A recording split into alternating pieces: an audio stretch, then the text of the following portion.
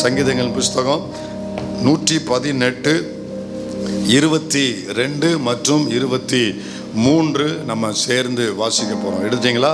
வாசிக்கலாம். நல்லா சத்தமாக வாசிங்க.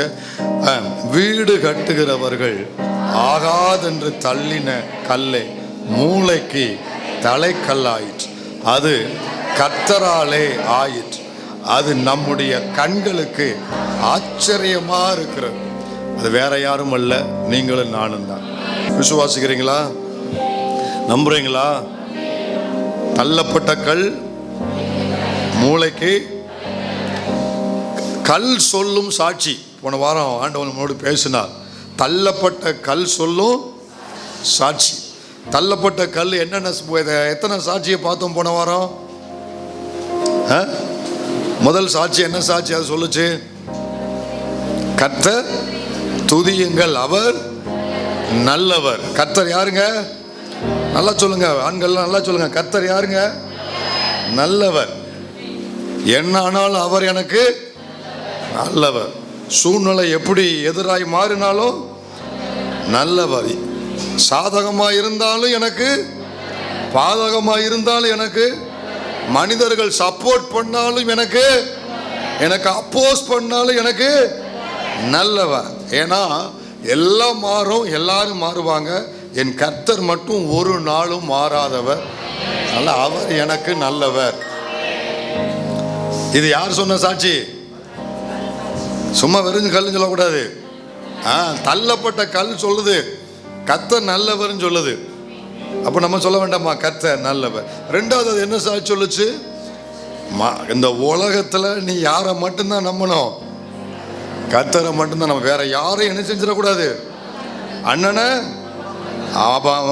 கூட பிறந்தவள, சித்தப்பன, பெரியப்பன, கரை வெட்டிய, டை கட்டினவன, என்ன ஒண்ணு சத்த காணோம். யாரும் என்ன செய்யக்கூடாது, நம்ப கூட. நம்ப தகுந்தவர், நம்பிக்கைக்கு உரியவர், தம்மை நம்புகிறவர்களை காப்பாற்றுகிறவர், நம்பினவர்களை விடுவிக்கிறவர் கர்த்தர் ஒருவர் தான். நம்பிக்கைக்கு இந்த உலகத்துல நான் கண்ட உண்மை, சங்கீதக்காரனோடு சேர்ந்து சொல்றேன், கர்த்தர் ஒருவர் தான் நம்பிக்கைக்கு உரியவர். வேற யாரும் இந்த உலகத்துல என்ன செய்ய முடியாது, நம்ப முடியாது, நம்ப கூடாது. அது சொன்ன தள்ளப்பட்ட கல் சொன்ன இரண்டாவது சாட்சி. மூன்றாவது என்ன சாட்சி சொல்லுச்சு? என்னைய என்ன செய்யறாங்க, தேனீக்களை போல வளைந்த, கரடி அல்ல, சிங்கம் அல்ல, தேனீக்கள் என்ன செய்யுது, வணைந்து கொள்ளுது அப்படின்னு. எது வணைந்து கொள்ளுது, என்ன சுத்தி கொள்ளுது? தேனீக்கள். அப்போ பெரிய பிரச்சனைகள் எல்லாம் தாண்டி வந்தாச்சு. இப்போ என்ன பிரச்சனை சூழ்ந்திருக்கு? சின்ன சின்ன பிரச்சனைகள் உங்களை நெருக்குகிறது இல்லையா? அப்படி சின்ன சின்ன பிரச்சனை நெருக்குனாலும் கர்த்தர் அதுக்கு ஒரு பதில் வைத்திருக்கிறார். அந்த உன்னை நெருக்குகிற பிரச்சனை முள்ளில் பற்றின தீயை போல அது அணைந்து போகக்கூடியது. முள்ளில் தீ பிடிச்சா புசு புசு புசு புசுன்னு காணாம போயிடும். உன்னை நெருக்கி கொண்டிருக்கிற அந்த பிரச்சனை இயேசுவின் நாமத்தில் விசுவாசத்தோடு நான் டிக்ளேர் பண்றேன், அது முள்ளில் பற்றின தீயை போல அது மறைந்து போகும், சாம்பலாய் போயிடும்.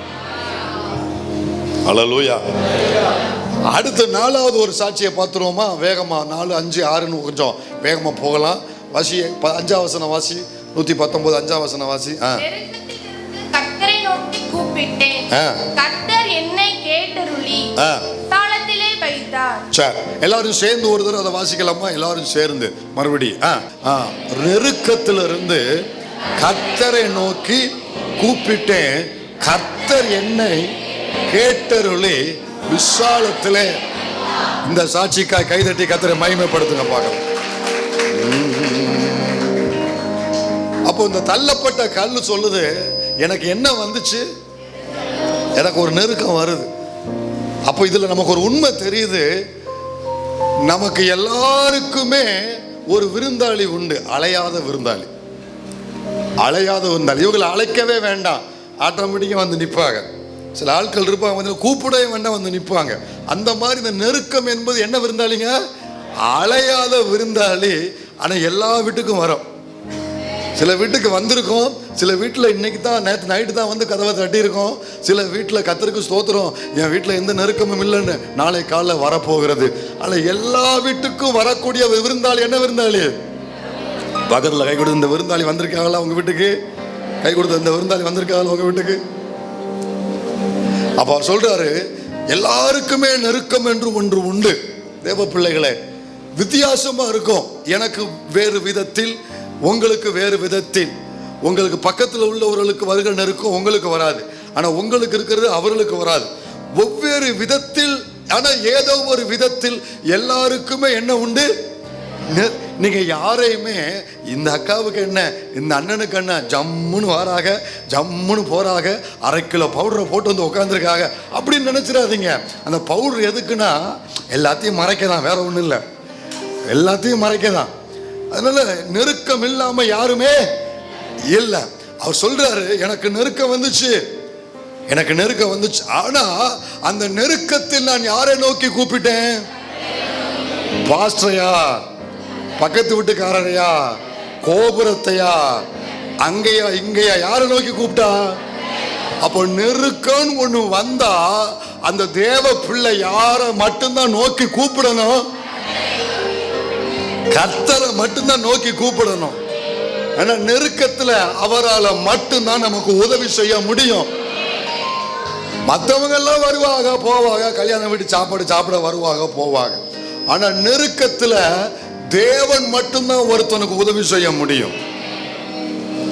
அதனால நெருக்கம் வரும் பொழுது நமக்கு ஒரு உண்மை தெரியணும், நான் யாரை மட்டும்தான் கூப்பிடணும், மற்ற யாரையும் கூப்பிட்டா ஏமாற்றம் எனக்கு காத்திருக்கும். எனக்கு டிஸப்பாயின்மெண்ட் வரும். என் கஷ்டத்தில் அவங்கள போய் பார்த்தேன் பாஸ்டர், அவங்ககிட்ட உதவி கேட்டேன் பாஸ்டர், என்னை ஏமாத்திட்டாங்க. தப்பு அவன் மேலே இல்லை, உங்கள் மேலே. அவனை யார் நம்ப சொன்னது? அவனை யார் கூப்பிட சொன்னது? அவன் தான் மனுஷன். போன வாரமே கர்த்தர் சொல்லிட்டார்ல, கை கட்டினவனையும் கரை வெட்டியவும் நம்பாத. யாரையும் நம்ம எந்த உயர்ந்த ஸ்தானத்தில் இருந்தாலும் நம்பாத. யாரும் நம்ப தகுந்தவன் அல்ல. நெருக்கத்தில் எல்லாரும் உங்களை விட்டு தூரமாய் போய் விடுவார்கள்.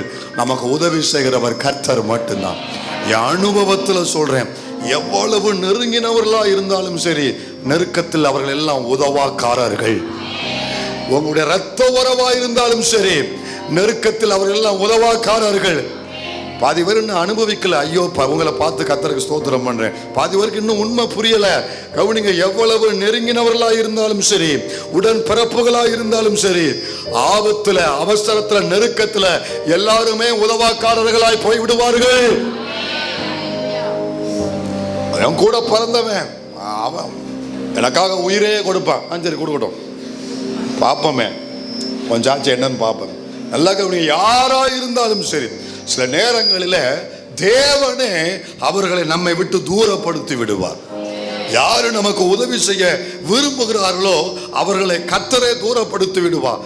நீங்க அவர்களை இவர்களை நம்பி இவர்களை அவசரத்தில் அழைத்து ஏமாற்றங்களை சந்தித்து கர்த்தரை குறை சொல்லக்கூடாது. அவர்கள் மேலையும் நீங்கள் கோபப்பட வேண்டிய அவசியம் இல்லை. உண்மை இதுதான், நிதர்சனமான உண்மை இதுதான், வாழ்க்கையில் அறிய வேண்டிய உண்மை இதுதான். ஆபத்துல நெருக்கத்திலையும் என் ஆண்டவர் மட்டும்தான் என் அருகில் இருக்க முடியும். அவர் மட்டும்தான் என்ன விடுவிக்க முடியும் என்கிறத அறிந்து கொள் தேவ பிள்ளையே. அல்லேலூயா. கவனிங்க, இந்த சங்கீதக்காரனுக்கு நெருக்கம் பல்வேறு விதத்தில் வந்தது, ஒரு விதத்தில் அல்ல. அநேகர் என்னை நெருக்கினார்கள் இருப்பாங்க சொல்லுவாரு, அநேகம் தர நெருக்கப்பட்டேன்னு சொல்லுவாரு, அநேகர் நெருக்கினார்னு சொல்லுவாரு. பல்வேறு விதத்தில் வந்தது. வீட்டுக்குள்ள இருந்து நெருக்க வந்தது, வீட்டுக்கு வெளியே இருந்து நெருக்க வந்தது, சுற்றத்தார் மத்தியிலிருந்து நெருக்க வந்தது. அப்போ இதுல நமக்கு ஒரு பெரிய வேதனை என்ன அப்படின்னா, தூரமா இருக்கிறவர்களால் வருகிற நெருக்கத்தில் உள்ள வேதனையை காட்டிலும் பக்கத்துல, ஏன் பக்கத்துல உள்ளவங்க பாக்குறீங்க, என்னைய பார்த்து சொல்லுங்க, பக்கத்துல இருக்கிறவங்கள வருகிற அந்த நெருக்கத்தின் வேதனை தான் அதையும். மற்றவங்க நமக்கு ஒரு நெருக்கத்தை கொடுத்தாங்கன்னா நம்ம அதை பெருசுபடுத்தவே மாட்டோம், அதை தூக்கி தூர போட்டுக்கிட்டே இருப்போம் இல்லையா? ஆனா பக்கத்துல உள்ளவர்கள், நெருங்கி இருக்கிறவர்கள், உறவில் உள்ளவர்கள், இங்க கவனிக்கணும், பேசுறாங்க, வெளியே போய் பேசணும். என்னை கவனிக்கணும். பக்கத்தில் உள்ளவர்கள், நெருங்கி இருக்கிறவர்கள் யாரா இருந்தாலும் சரி, நம்மளை நெருக்கி வருகிற பொழுது நீங்க ஒரு உண்மையை புரிந்து கொள்ளணும். மனுஷனால் வருகிற நல்ல கவனிங்க. எனக்கு ஆண்டவர் ஒரு இந்த நெருக்கத்தில் நான் சில பாடங்களை கத்துக்கிடணுங்க. நான் சில பாடங்களை கத்துக்கிடணும். என்ன தெரியுமா? என்னுடைய நீண்ட காலம் ஜபத்திற்கு, என் நீண்ட காலம் காத்திருப்புக்கு இங்க இருக்கிற உங்கள் ஒவ்வொருவருக்கும் கர்த்தர் ஒரு பெருக்கத்தை வைத்திருக்கிறாரு. அந்த பெருக்கத்தை டெலிவரி பண்ற டெலிவரி பாய் தான் நெருக்கம். ஆமென் சொல்ல விரும்பலாம் மட்டும் சொல்லுங்க. சொல்லுங்க சொல்லுங்க. என்னுடைய ஜெபத்திற்கு, காத்திருப்புக்கு தேவன் ஒரு பெருக்கத்தை வைத்திருக்கிறார். அந்த பெருக்கத்தை டெலிவரி பண்ற டெலிவரி பாய் தான் யாரு? இந்த நெருக்க என்கிற டெலிவரி பாயை அனுப்பி அவர் பிள்ளைக்கு பெருக்கம் என்கிற ஆசீர்வாதத்தை தேவன் பார்சல் பண்ணி அனுப்புறாரு. விசுவாசித்த கைதட்டி ஆண்டவருக்கு நன்றி சொல். எனக்கு பெருக்கத்தை கொடுக்கவர்கள் நெருக்கமே. You are always welcome. சொல்ல தைரியம் இருக்கா? சொல்ல ஒரு தைரியம் வேணும். நெருக்கத்தை அழைக்கிறதுக்கு ஒரு தில்லு வேணும். ஆண்டவருக்குள்ள ஒரு தைரியம் வேணும். எனக்கு பெருக்கத்தை கொண்டு வருகிற நெருக்கமே, யூ ஆர் ஆல்வேஸ் வெல்கம். எனக்கு பெருக்கத்தை கொண்டு வரனா வந்துட்டு போ, டெய்லி வந்துட்டு போ, அப்பப்போ வந்துட்டு போ. யாரெல்லாம் நெருக்கத்துக்குள்ள போறையோ கன்ஃபார்ம் உனக்கு அது ஒரு கன்ஃபர்மேஷன், உனக்கு அது வீசா மாதிரி, உனக்கு அது வீசா மாதிரி. என்னது? உனக்கு ஒரு பெருக்கம் உன் லைஃப்ல கர்த்தர் வச்சிருக்கிறாரு. உன் பிள்ளைக்கு நிச்சயமாய் கர்த்தர் ஒரு பெருக்கம் வச்சிருக்கிறாரு. ஒரு விசாலத்தை தேவன் வச்சிருக்கிறாரு. உனக்கு ஒரு உயர கர்த்தர் வச்சிருக்கிறாருங்கிறதுக்கு இந்த நெருக்கம் தான் உனக்கு கன்ஃபர்மேஷன். ஒன்ன மட்டும் புரிஞ்சுக்கோ. நீ எவ்வளவு நெருக்கப்பட்டாலும், நீ எவ்வளவு தள்ளப்பட்டாலும், எவ்வளவு உதறப்பட்டாலும், தூக்கி எறியப்பட்டாலும், ஆனா ஒண்ணு மட்டும் தெரியும், நான் உங்க தோளுல. சொல்லுங்க. ஆனா ஒண்ணு மட்டும், நான் உங்க. நீங்க மட்டும் சொல்லுங்க. ஆனா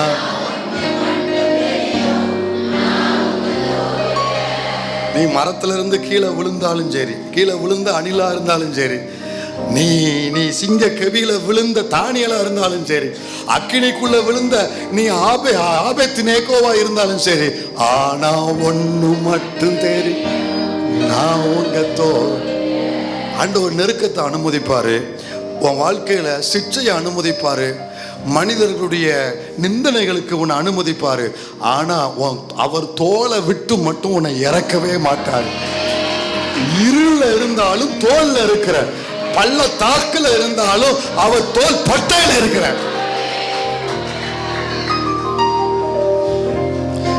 எவ்வளவு நெருக்கணுமோ நெருக்குங்கடா, ஆண்டவர் பார்த்துட்டே இருப்பார். ஆனா மடையன்களா, உங்களை வச்சு என் பிள்ளைய உயர்த்தணும்னு ஒரு திட்டத்தை வச்சிருக்கிறேன்டா. நீ அவனை இல்லாம ஆக்கணும்னு நினைக்க, உன்னை வச்சு அவனை உறுதியா வேறு ஒன்ற வைக்கணும்னு நினைக்கிறாரு. உங்க தொழிலை இல்லாம ஆக்கும்படி திட்டமிடுகிறார்கள் அல்லவா? உன் குடும்பத்தை இல்லாம ஆக்க வேண்டும் திட்டமிடுகிறார் அல்லவா? உன்னுடைய ப்ரமோஷனை தடை செய்ய திட்டமிடுகிறார் அல்லவா?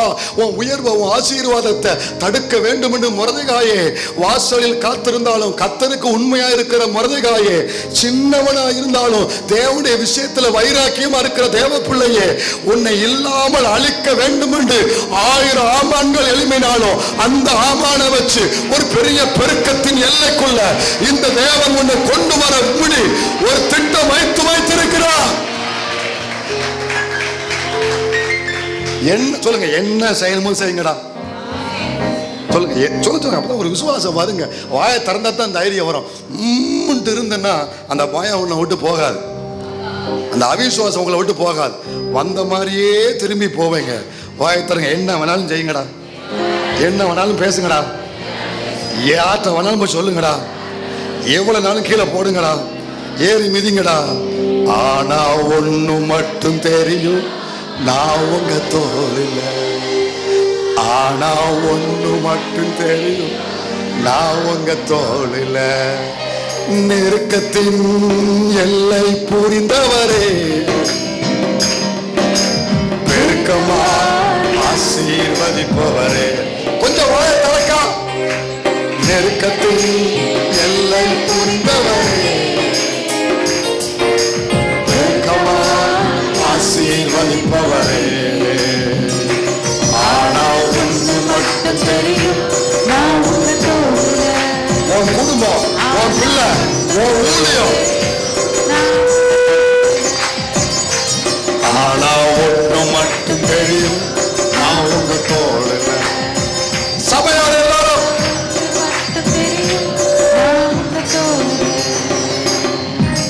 கவலைய வந்தாலும் நான் தண்ணீர் விட தேவையில்லை. கவலைய வந்தாலும் நான் கையெழுத்தி பாடு. ஆனால் ஒன்று மட்டும் தெரியும், நான் உங்க தோழல. ஆனால் ஒன்று மட்டும் தெரியும், நான் உங்க தோழல. விசுவாசத்தோடு பாடு.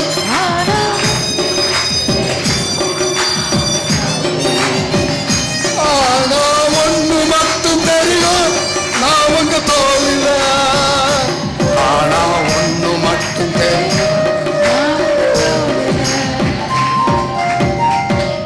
நெருக்கத்தின் எல்லை புரிந்தவரே, பெருக்கமா ஆசீர்வதி. உன் தரித்திரம் மாறப்போகுது, உன் குறுகின எல்லை மாறப்போகுது.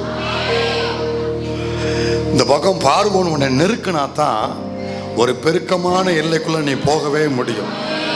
நான் இதுவரைக்கும் என் வாழ்க்கையில் நான் பார்த்துருக்கிறேன். இந்த 24 வருஷம் ஊழிய அனுபவத்தில் நான் பார்த்துருக்கிறேன். எப்பெல்லாம் நம்மளால தாங்க முடியாத ஒரு நெருக்கம் வருதோ அப்பெல்லாம் என்ன ஒரு லெவல்ல இருந்து அடுத்த லெவலுக்கு அந்த நெருக்கத்தின் முடிவில் கொண்டு வந்து விட்டுட்டு தான் அந்த நெருக்கம் என்னை விட்டு போகும். நீங்கள் அந்த நெருக்கத்தை தாண்டி வந்து உங்கள் கடந்த காலத்தை கொஞ்சம் திரும்பி பாருங்கள். நான் சொல்கிற சாட்சி உங்களுக்கு நிச்சயம் இருக்கும். எப்போல்லாம் சில நெருக்கங்கள் மனிதர்களால் உங்களுக்கு வந்துச்சோ அந்த நெருக்கத்தின் முடிவில் ஒரு நீங்கள் இதுவரைக்கு பார்த்திராத ஒரு பெருக்கமான ஒரு ஆசீர்வாதமான ஒரு நல்ல நிலைமைக்கு உங்களை அடுத்த லெவலுக்கு கொண்டு வந்து விட்டுட்டு தான் அது போயிருக்கும். உங்கள் எல்லார் வாழ்க்கையிலும் சாட்சி இருக்கும். என் கூட சேர்ந்து ஒன்று புரிஞ்சுக்கோங்க, எவ்வளவு பாடு வந்தாலும் சரி நான் அவர் கரத்தில் இருக்கிறேன், அவர் தோளில் இருக்கிறேன். இருள சொல்லுங்க, இருள இல்லை, கர்த்தரின் தோளில் இருக்கிறேன். என்ன செய்ய போகுது என்னைய? இவ்வளவு நாள் என் ஜீவனை காத்தாரு, நம்ம குடும்பத்தை காத்தாரு, ஊழியத்தை காத்தாரு. இனிமே விட்டுருவா போறாரு, விட மாட்டாரு.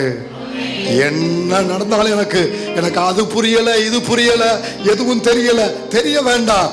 ஆனா ஒண்ணு மட்டும் தெரியும், நான் உங்க தோழி. உங்க வாழ்க்கையில் நடக்கிற செய்தி, சம்பவம், சூழ்நிலைகள் இதெல்லாம் என்ன ஆண்டவரே, என்ன நடக்க போகுது, அடுத்து என்னதான் செய்ய போறீங்க என் வாழ்க்கையில, இப்படி இந்த குழப்பத்தில் நீங்க இருக்கலாம்.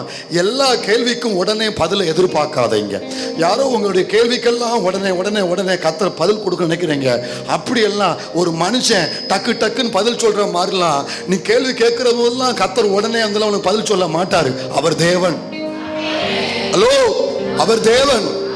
உனக்கு ஒரு கேள்வி வந்த உடனே கர்த்தர் வந்து பதில் சொல்லணும்னு நினைக்காத. இப்போ நீ ஏன்ட்ட கேட்ப, நானே இப்போ வீட்டில் கேட்டு பாருங்க, ஒரு கேள்வி கேட்டால் ஒரு வாரம் கழிச்சு தான் பதில் சொல்லுவேன். எனக்கு அந்த பேர் வீட்டில் கொடுத்துருக்காங்க. ஏன்னா நான் வேற வேலையில் இருப்பேன், வேற திங்கிங்கில் இருப்பேன். ஒரு கேள்வி கேட்டிருப்பாங்க, பாடுறா அடுத்த வாரம் தாண்டா பதில் வரும் அப்படிம்பாங்க. அதில் நம்மளே அப்படி இருக்கும். ஆண்டவர் வந்து உடனே பதில் சொல்லணும்னு நினைக்காத. கர்த்தர் எல்லா கேள்விக்கும் பதில்லாம் சொல்ல மாட்டாரு. எதுவும் புரியணும்னு அவசியம் இல்லை. எதுவும் புரியாவிட்டாலும் நான் உங்க தோளில் இருக்கேங்கிற ஒரு விசுவாசம். புரிஞ்சதா? நான் எங்க இருக்கேன்? தோல்ல இருக்கேன். இந்த நெருக்கம் இன்னொன்று செய்யும். ஒன்று பெருக்கத்தை கொண்டு வருன்னு சொன்னேன், இன்னொன்று செய்யும். இந்த நெருக்கம் இன்னொன்று என்ன செய்யணும்னா, இந்த நெருக்கம் இதுவரைக்கும் இல்லாத அளவுக்கு உன்னைய தேவனை நெருங்க வைக்கும். சொல்லுங்க, நெருக்கம் தேவனை நெருங்க வைக்கும் இல்லையா? எல்லார் லைஃப்லையும் சாட்சி மைக்க கொடுத்தா சொல்லுவீங்க. எப்பெல்லாம் நெருக்கம் வந்துச்சோ அப்போ அதுக்கு முன்னால நான் ஆண்டவர்கிட்ட இருந்ததை விட இந்த நெருக்கத்துக்கு அப்புறம் ஒரு ஸ்டெப்பு நான் முன்னால வந்திருக்கா இல்லையா? அப்போ இப்படிப்பட்ட பிளஸிங்க எனக்கு கொண்டு வருது. ஆல்வேஸ் பக்கத்தில் பார்த்து சொல்லுங்க, வெல்கம் பண்ணுவோம், வெல்கம் பண்ணுவோம். வெறுக்க வேண்டாம், நெருக்கத்தை வெறுக்க வேண்டாம், வெல்கம் பண்ணுவோம். அது ஒரு பார்சல் கொண்டு வர போகுது. ஆண்டவர்கிட்ட ஒரு பார்சலை கொண்டு வருது. அதுக்குள்ள பெருக்கம் இருக்கும், தேவனை நெருங்குகிற நெருக்கம் இருக்கும். ஆனா ஒண்ணுமே நான் உங்க தோழி. அடுத்த 5வது சாட்சிக்கு போவோமா? 5வது சாட்சி கீழே வாசி பார்க்கலாம். அதே சங்கீதத்தில் 118 12வது வசனத்தை வாசி. 12வது வசனத்தில் கடைசி இருவார 11 வாசி. 11 வாசி. அலைந்து கொள்ளுகிறார்கள், கர்த்தருடைய நாமத்தினால் அவர்களை சங்கரிப்பேன். எல்லாரும் சேர்ந்து சொல்லுங்க, எல்லாரும் சேர்ந்து வாசிங்க.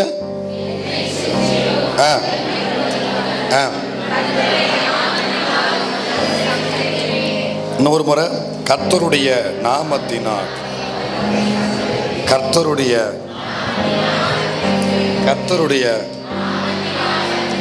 இந்த வார்த்தை மட்டும் இந்த சங்கீதத்தில் 3 முறை வருது. கர்த்தருடைய நாமத்தினால் இந்த வார்த்தை எத்தனை முறை வருது? 3 முறை வருதுன்னா இது அவர் வாழ்க்கையில் கர்த்தர் செஞ்சிருக்காருன்னு அர்த்தம். என்ன சொல்றாரு? சங்கரிப்பேன். சொல்லுங்க. நம்ம ஊரில் சொல்றாங்க, சங்க நெரிச்சு போட வேண்டாம், சங்க அரிப்பேன். அதை பிரித்து எழுது, சங்கு பிளஸ் அரிப்பேன். ஆங்கிலத்தில் ஸ்லைஸ் டு கட் அப்படின்னு இருக்கும். அதாவது ஸ்லைஸாக கட் பண்ணிடுவேன். இந்த மீனை கட் பண்ணுவாங்க பாருங்க. மீனை 1 கிலோ மீனை எடுத்தீங்கன்னா அந்த மீனை நல்ல ஸ்லைஸ் போடுறா, நல்ல ஸ்லைஸ்ன்னு சொல்லுவோம் பார்த்தீங்களா? அந்த மாதிரி அப்படித்தான் இருக்கும். கட் டு ஸ்லைஸ் அப்படி தானே வருது. சரி, கவனிங்க. அப்போது சொல்லுங்க, சங்கரிப்பேன். அட சொல்லுங்க பிள்ளைகளா, என்ன சொல்றாரு? இதனுடைய அர்த்தம், மூல மொழியிலேருந்து ஒரிஜினல் அர்த்தம் என்ன அப்படின்னா, அதுக்காக நான் போய் சங்க அரிப்பேங்கிற அர்த்தம் கிடையாது. நீங்கள்லாம் எவன் சங்கையும் நெரிக்கலாம் வேண்டாம், எவன் சங்கையும் அரிக்க வேண்டாம். புரியுதா? இதோட அர்த்தம் என்ன அப்படின்னா, உனக்கு விரோதமாய் பேசப்படுகிற தூஷணம், உனக்கு விரோதமாய் சொல்லப்படுகிற நிந்தனைகள், எந்த சங்கு, எந்த நாவு, எந்த வாயு உன்னையும் உன் குடும்பத்தையும் உன் ஊழியத்தையும் தூஷிக்கிறார்களோ, தூற்றுகிறார்களோ, அதற்கு கர்த்தர் ஒரு முடிவை கட்டுவார். அதற்கு கர்த்தர் ஒரு முடிவை கட்டுவார்.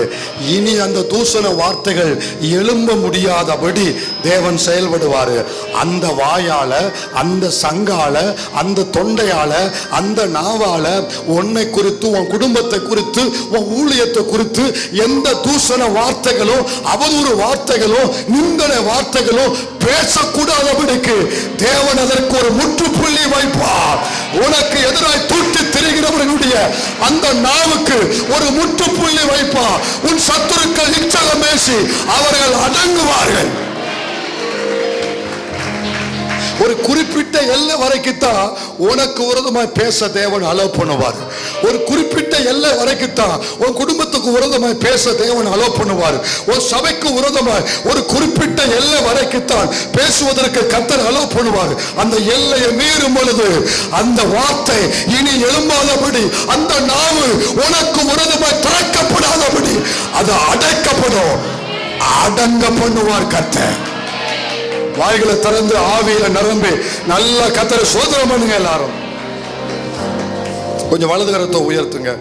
ஆண்டவரே, எனக்கு விரோதமாக, என் குடும்பத்துக்கு விரோதமாக, என் சபைக்கு விரோதமாக பேசப்படுகிற தூஷணங்கள், அவதூறுகள், நிந்தனைகள், அவைகளை தேவன் அடங்க பண்ணுவீராக. அத்தனை பேர் ஆவிகளை ஜெபம் பண்ணுங்க. அடங்க பண்ணுவீராக. இயேசுவின் நாமத்தில் அவைகள் அடங்கி போவதாக. திரும்ப எழும்பாதபடி, எழும்ப கூடாதபடி, ஒருபோதும் ஒரு காலமும் இனி எழும்பாதபடி அவைகள் அடங்கி போவதாக.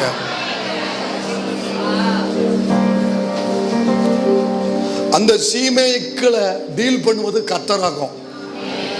உங்களுக்கு விரோதமா பேசிக்கிட்டே இருக்கிறாங்க பாருங்க, உங்க வேலை ஸ்தலத்துல, உங்க குடும்பத்துல, உங்க அருகில, உள்ள வெளியே இருந்து பேசுறாங்க பார்த்தீங்களா?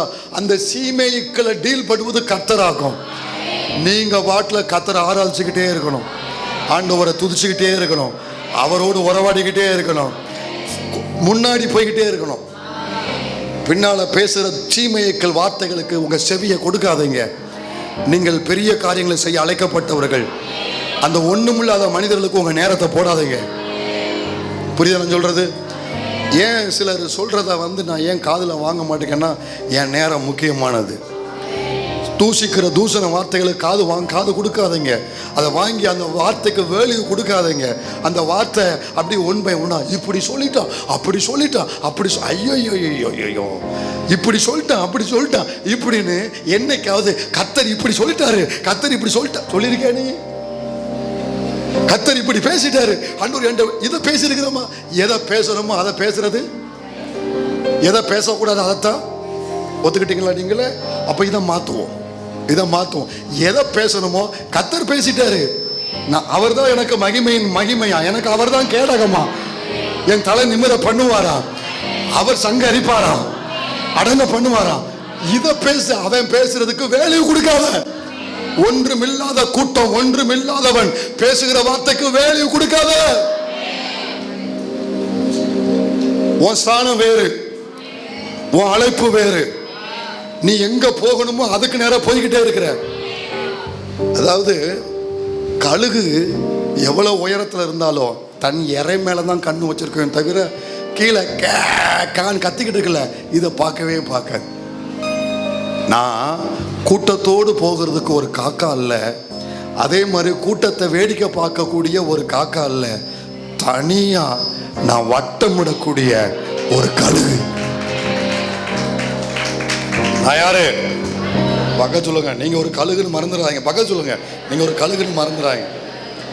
மறுபடியும் என்கிட்ட வந்துட்டு அவன் அப்படி பேசினா அவன் இப்படி பேசினா சொன்னா, அப்போ நான் உங்களை எப்படி தான் பார்ப்பேன்? நான் சொல்லலை, நீங்க தான் சொன்னீங்க. புரியுதா? எதையும் என்ன செய்யக்கூடாது, பொருட்படுத்தக்கூடாது. ஒரு நாள் இருக்கு, எல்லாவற்றுக்கும் கர்த்தர் பதில் செய்கிற ஒரு நாள் இருக்கு. சங்கரிப்பார். இனி அது பேச முடியாதபடி உன் வாழ்க்கையில கர்த்தர் உன்னை லிஃப்ட் பண்ணுவார். அடுத்த சாட்சியை பார்த்துட்டு வேகமா நான் முடிச்சிருவேன். வாசிங்க பார்க்கலாம். 118 24 வசனத்தை வாசி. 24 வசனம். கர்த்தர் உண்டு பண்ணின நாள். எல்லாரும் சேர்ந்து இதிலே களிகூர்ந்து மகிழ கடவோம். இப்போ நம்ம எல்லாரும் மறுபடியும் சேர்ந்து, இது கர்த்தர் உண்டு பண்ணின நாள். இதிலே இந்த நாளை யார் உண்டு பண்ணினா? எந்த நாள்? இந்த நாள். அதான் எந்த நாள்? ஆனா நீங்களும் தேறிடுவீங்க தெரியுமா? நீங்களும் பெரிய ஆட்களை மாறிட்டீங்க. எந்த நாள்னா இந்த நாளா? எந்த நாள்? இந்த நாள்னா என்ன நாள்? அப்போ பரிசுத்த ஓய்வு நாள். பார்த்தீங்களா, ரொம்ப தெளிவாக பதில் வருது. அப்போ மற்ற நாள்லாம் ஞாயிற்றுக்கிழமை ஆண்டு உண்டு பண்ணா, அப்போ திங்கள்ல இருந்து சனிக்கிழமை வரைக்கும் யாரையா உண்டு பண்ணா? இப்போ நமக்கு இந்த வசனம் ஞாயிற்றுக்கிழமை மட்டும்தான் நம்ம பொருத்தமாக நம்ம கொண்டு வருவோம். ஞாயிற்றுக்கிழமை எல்லா ஊழியர்களையும் சபைகளையும் ஜெபம் பண்ணும்போது, இது கர்த்தர் உண்டு பண்ணின நாள், இதில் களிகூர்ந்து மகிழ கடவோம். ஒரு கூட்டம் ஆரம்பிக்கும் போது ஜெபத்தில், இது கர்த்தர் உண்டு பண்ணின நாள், இதில் களிகூர்ந்து. அப்போ இப்போ நம்ம அப்படி சொல்லி யாரோ ஒருவர் ஆரம்பிச்சது அப்படியே வண்டி ஓடிக்கிட்டு இருக்கு. அப்போ நம்ம அந்த நாள் மட்டுமா கர்த்தர் உண்டு பண்ணாரு? எல்லா நாளும் கர்த்தர் உண்டு பண்ணார். அப்ப இங்க உள்ள விஷயத்துக்கு வருவோம். இங்க உள்ள அப்போ ஞாயிற்றுக்கிழமை கர்த்தர் சொல்லுங்க, ஞாயிற்றுக்கிழமை யார் தான் உண்டு பண்ணா? திங்கக்கிழமை, செவ்வாய்க்கிழமை, புதன்கிழமை, வியாழக்கிழமை, வெள்ளிக்கிழமை, சனிக்கிழமை, 7 மணி, 8 மணி, 10 மணி, 11 மணி, பிறகு என்னதுக்கு காடுல மட்டும் புதன்கிழமை 10 மணியில இருந்து 11 மணிக்கு உள்ள இவன் தாலியை கட்டுவான்னு போடுறீங்க. அப்போ நான் அதை பல முறை சொல்லியிருக்கேன். நான் அப்படியே கேட்பேன், கல்யாண கார்டு கொடுக்க அப்படியே கேட்பேன். 10க்கு மேலே 11க்கு உள்ள அப்படின்னு போடுவாங்க. அதுக்கப்புறம் அவன் இருக்க மாட்டானாமே, அதுக்கப்புறம் தாலி கட்டுறவன் இருக்க மாட்டானா, இல்லை கெட்ட போறவன் இருக்க மாட்டாளான்னு கேட்பேன். 10க்கு மேலே 11க்கு உள்ள அந்த கார்டை கையிலே நான் வாங்க மாட்டேன். இந்த கோவில்பேட்டில் சில ஆட்களுக்கு என் மேலே கோவம் என்னன்னா, அவன் கொடுத்த கல்யாண கார்டை என் கையில் வாங்காததுனாலுமே என் மேலே கோவப்பட்டவங்களாம் உண்டு. ஏன்னா அவன் அந்த லட்சணத்தை கொண்டு வருவான் கார்டு. அந்த கார்டை வாங்குறது ஒன்று தான், நரகளை கையில் எடுக்கிறது ஒன்று தான். அந்த மாதிரி இருக்கும். எனக்கு வாங்கவே மாட்டேன், முகத்துக்கு முகம் டச் பண்ணவே மாட்டேன், நான் கொண்டு போயிடுவேன். அப்போ கவனிங்க, இது யாருக்கோ வார்த்தை வருது. அப்போ எல்லா நாளும் எல்லா நேரமும் பொல்லாத நாள் என்று என் வாழ்க்கையில் ஒண்ணுமே, பொல்லாத நேரம் என்று நம்ம வாழ்க்கையில் ஒன்றுமே. நீ எப்போ பாவம் செய்றியோ அதுதான் உனக்கு யமகண்ட. எது யமகண்ட? பாவம் செய்கிறது தான் யமகண்ட. மற்ற எல்லா நாளும் ஆமா, புரியுதா உங்களுக்கு? சரி, போட்டோம். அப்ப இங்க இவர் சங்கீதக்காரர் என்ன சொல்றாருன்னா, இந்த நாள் கர்த்தர், இங்க சொன்ன அர்த்தம் என்னன்னா, இது எந்த நாளுன்னா, தள்ளப்பட்ட அந்த கல்லை தலைக்கு மூளை கல்ல ஆக்கும்படி தேவன் ஒரு நாளை குறித்து வைத்திருக்கிறாரு. அந்த நாள் கர்த்தர் உண்டு பண்ணின நாள். மறுபடியும் சொல்றேன், கைதட்டி கர்த்தரை ஆர்ப்பரிக்கணும். தள்ளப்பட்ட ஒன்ன, தள்ளப்பட்ட உன் குடும்பத்தை, தள்ளப்பட்ட உன் ஊழியத்தை முதன்மையான இடத்துக்கு, முக்கிய ஸ்தானத்துக்கு தேவன் கொண்டு வரும்படி, அதை தூக்கி எடுத்து நிறுத்தும்படி ஒரு நாளை கர்த்தர் குறித்து வைத்திருக்கிறார். அந்த நாள் சீக்கிரம் வரப்போகிறது. அது கர்த்தர் உண்டு பண்ணின நாள். இந்த சத்திய பழக்க சரித்திரத்துக்கு தேவன் அந்த நாளை கொடுத்ததுக்காக கர்த்தரை ஸ்தோத்திரம் பண்ணுங்க பார்க்கலாம். உன் குடும்பத்துக்கு அப்படிப்பட்ட ஒரு நாளை கர்த்தர் வைத்திருப்பதற்காக கர்த்தரை ஸ்தோத்திரம் பண்ணுங்க பார்க்கலாம். அப்ப இனிமே இந்த வசனத்தை வாசிக்கும் போது நீங்க புரிந்து கொள்ளணும், இந்த நாள் கர்த்தர் உண்டு பண்ணின நாள்னா, இப்போ இது யாரு சொல்லுதா? கல்லு சொல்லுது. எந்த கல்லு சொல்லுது? தள்ளப்பட்ட கல்லு சொல்லுது. அது எப்போ சொல்லுதுன்னா, தள்ளப்பட்ட கல்லை எல்லாரும் தேடி வந்து நீதான் இஸ்ரவேலின் ராஜா என்று அவனை அபிஷேகம் பண்ணி சிங்காசனத்தில் உட்கார வைக்கும் பொழுது தள்ளப்பட்ட கல்லு சொல்லுது, டே, இந்த நாள் என் வாழ்க்கையில கர்த்தர் உண்டு பண்ணின நாள். இங்க இருக்கிற ஒவ்வொரு பிள்ளைகளும், ஒவ்வொரு குடும்பமும் ஒவ்வொரு நாள் சபையில வந்து ஒரு நாள் நீங்கள் சொல்லுவீர்கள், அல்லேலூயா, இந்த நாள் எனக்காக, என் வாழ்க்கையில், என் குடும்பத்திற்கு கர்த்தர் உண்டு பண்ணின நாள்.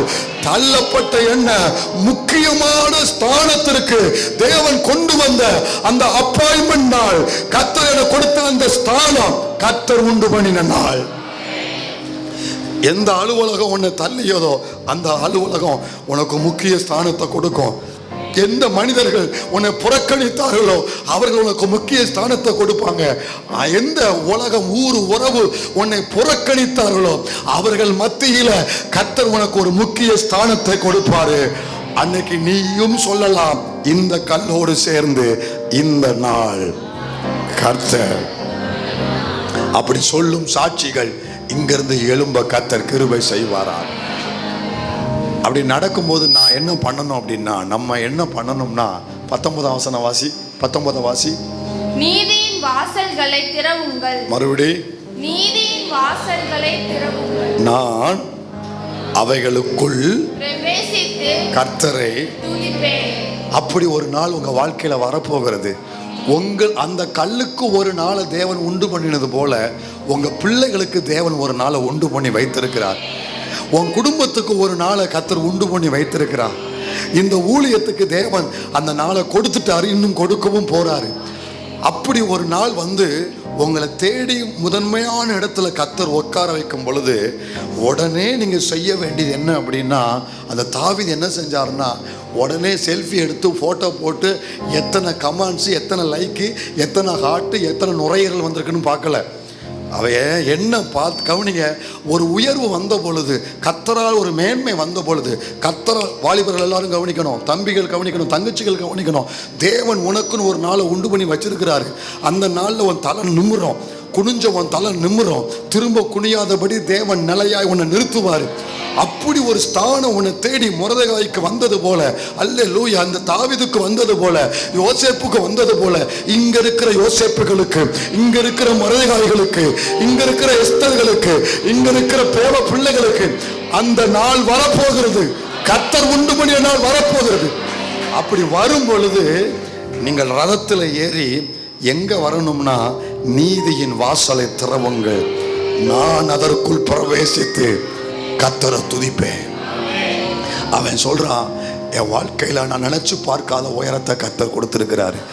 கர்த்தர் கொடுத்த இந்த உயரத்தை நான் சந்தித்த இந்த முதல் நாளில் நான் எங்க போக விரும்புறேன்னா, நீதியின் கர்த்தரின் ஆலயம், கர்த்தரின் வாசஸ்தலம், கர்த்தரின் சமூகம்.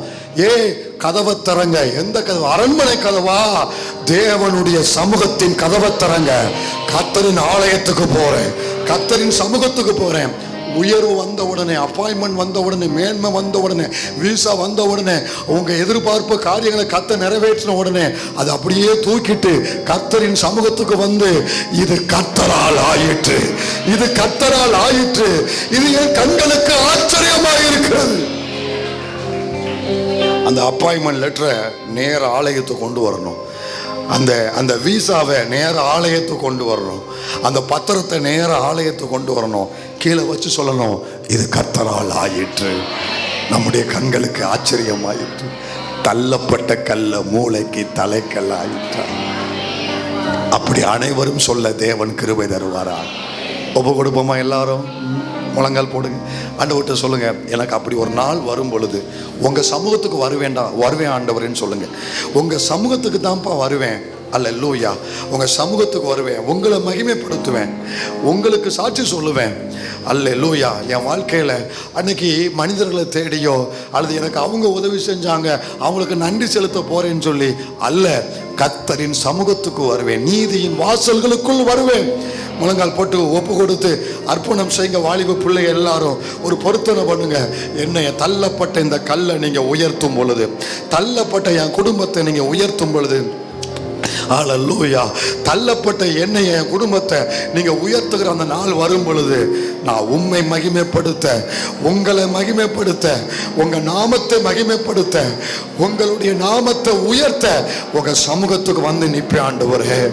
ஒப்பு கொடுங்க, எல்லாரும் சேர்ந்து ஒப்பு கொடுங்க. இதுவரைக்கும் இல்லாத அளவுக்கு நீ தேவனை நெருங்க போற. இதுவரைக்கும் இல்லாத ஒரு பெருக்கத்தை வாழ்க்கையில பார்க்க போற. நீ நீண்ட காலம் எதிர்பார்த்த சில ஆசீர்வாதங்களை தேவன் உன் வாழ்க்கையில கொண்டு வர போகிறாரு. அதனால தான் என் வாழ்க்கையில தாங்கவே முடியாத அளவுக்கு நெருக்கன்னு சொல்றியா?